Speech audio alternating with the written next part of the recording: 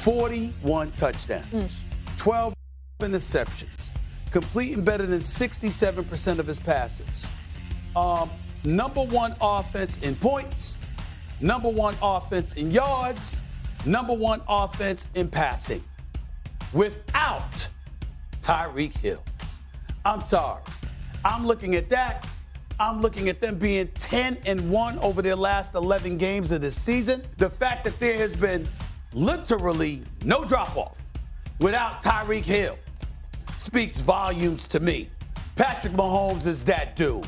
Everybody knows it, and we gonna find out about that come playoff time as well. Oh, it's not even close. Patrick Mahomes. And I do think he's going to be the MVP. I think we lose sight of his greatness at times because he just makes things look very easy. He's a unique individual. He really is.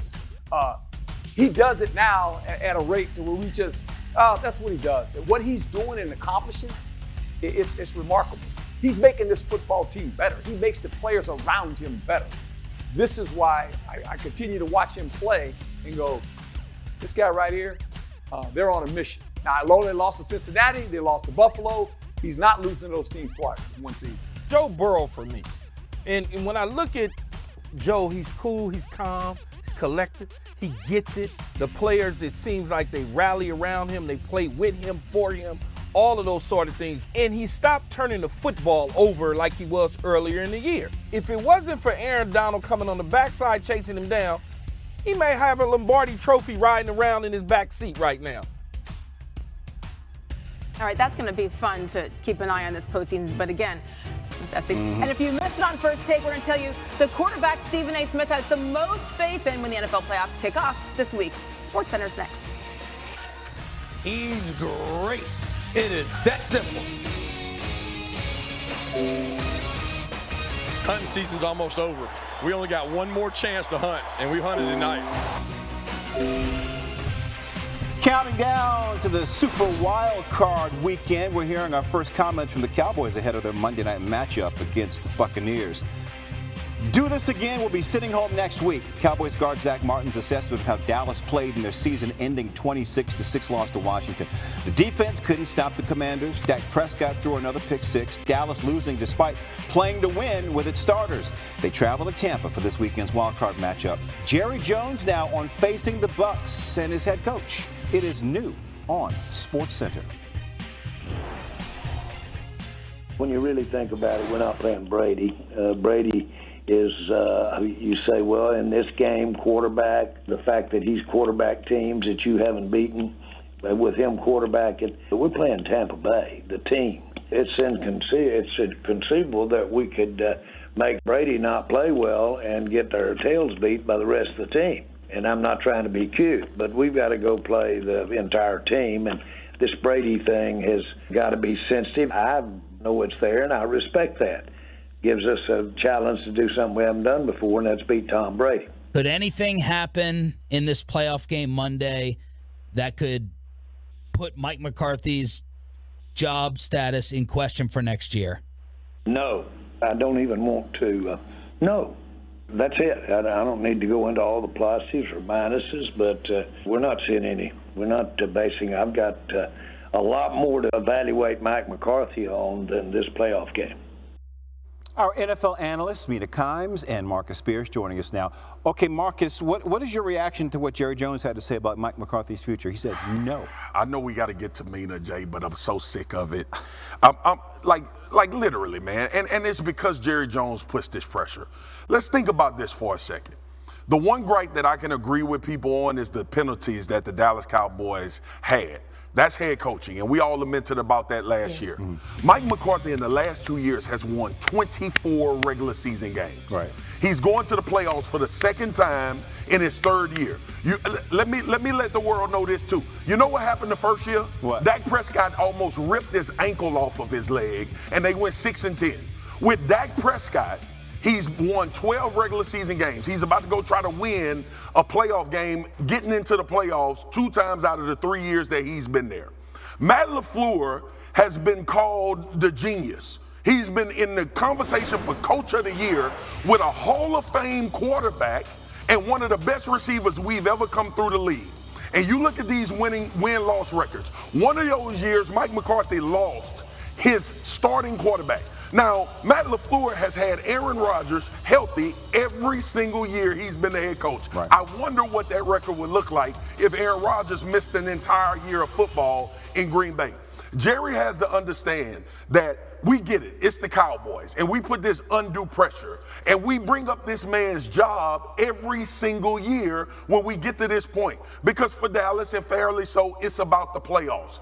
But Mike McCarthy has been in Dallas 3 years. He's about to go to the playoffs his second time in 3 years of being there. He's won 24 regular season games with a non-Hall of Fame quarterback and a receiver that we have never considered one of the best receivers in the NFL. And those roster moves were made by Jerry Jones. If you were to take the Dallas Cowboys wide receiving core right now, where would you rank them in the NFL? And we sitting here every year talking about this man's job. It's starting to... I want Jerry to understand the type of pressure that he puts on a coach. And obviously that exists in Dallas. But Mike McCarthy is being unfairly talked about his job here again for the second year in a row. And by the way, let me add this, Jay. All right, Marcus. The starting quarterback missed 4 games this year. That is true. And he's won 12 games. But we're going to keep bringing this job up every single season. I'm fine with Mike McCarthy being the head coach for the Dallas Cowboys. If you told me every year that the coach is going to get you 12 games and into the playoffs with a chance to get in the tournament, every team in the NFL would take that. I'm sorry, MK. Go ahead. No, I agree. Listen, I'll say this, Marcus. I do think it was reasonable to criticize Mike McCarthy last year for some of the game management decisions, the penalties. But the job he has done this year, especially with Dak Prescott being out as long as he was, getting them to this point, to me, it does clear him from being on the hot seat. Doesn't mean he's immune from criticism if they finish in the playoffs the way we just saw them play in Week 18. But I don't think Jerry Jones will be replacing Mike McCarthy anytime soon.